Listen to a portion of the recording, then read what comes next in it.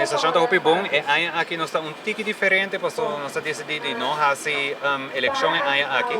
A mim mesmo tem projeto não personal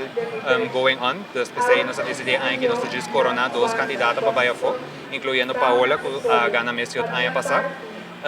Turco está bem bom, Paola está tem treino extenso para representar Aruba na Yuli na El Salvador e maneira que Kailani e Tanusha, porque na turno está tem examen class, acaba com o examen, nós está start com o também seguro. Kailani está com nós awake de uma entrevista na televisão se como tem carnaval,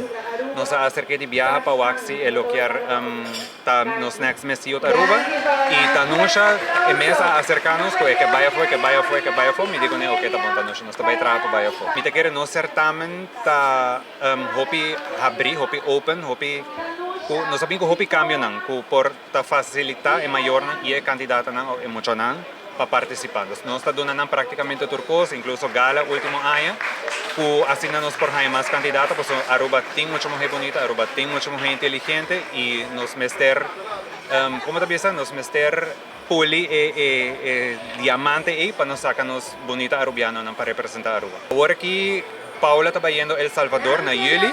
Tanusha está yendo na El Salvador também na October, e Kailani está outro ano também na El Salvador.